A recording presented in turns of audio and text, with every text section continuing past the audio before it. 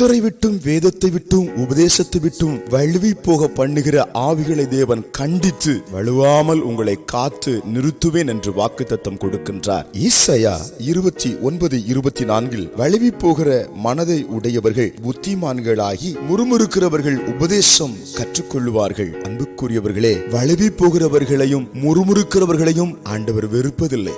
ஏனென்றால் அவர்களை தன் பக்கமாய் திசை திருப்பும்படி 2 காரியங்களை அவர் அவர்களுக்காக செய்கின்றார். ஒன்று, புத்திமான்களாக மாற்றுகின்றார், புத்தியை கற்றுக் கொடுக்கின்றார். வழுவி போகிறதுனால் வருகிற விபரீதங்கள் என்ன, வழுவி போகிறதுனால் வருகிற கேடுகள் என்ன என்பதை அவர்களுக்கு உணர்த்தி அறிவுபூர்வமாக சொல்லிக் கொடுத்து புத்தியடைய வைத்து தெளிவித்து அவர்களை நித்திய பாதையிலே ஆசீர்வாதத்தை நோக்கி நடத்துகிறார். ஆமென். அந்த வழுவி போகிறதுனால ஏற்பட்ட அத்தனை விளைவுகளையும் சிந்தித்து சிந்தித்து இனி கர்த்தரை விட்டு வழுவி போக கூடாது, ஜெப வாழ்க்கையை விட்டு வழுவி போக கூடாது, வேதத்தை விட்டு வழுவி போக கூடாது என்று அவர்கள் ஒரு புது தீர்மானத்துக்குள் வருகிறார்கள். நீங்களும் ஒருவேளை ஏதோ ஒரு சூழ்நிலையில கர்த்தரை விட்டு வேதத்தை விட்டு ஆவிக்குரிய வாழ்க்கையை விட்டு சபையை விட்டு ஊழியத்தை விட்டு வழுவி போய் விட்டீர்களோ, இதோ உங்களை கர்த்தர் நல்ல அறிவை கொடுத்து சிந்திக்க வைத்து மறுபடியும் உங்களை திசை திருப்பி தம்மண்டை சேர்க்கிறார். ஆமென். இரண்டாவதாக முறுமுறுப்பு. இஸ்ரவேல் ஜனங்கள் முறுமுறுத்ததுனால நிறைய நன்மைகளை இழந்து போனார்கள். முறுமுறுக்கிறதுனால் எவைகளை இழந்தோம் என்று கர்த்தர் உங்களுக்கு ஞாபகப்படுத்துவார். வேதத்துக்கு வசனத்துக்கு முறுமுறுப்பு, சில ஆசீர்வாதங்கள்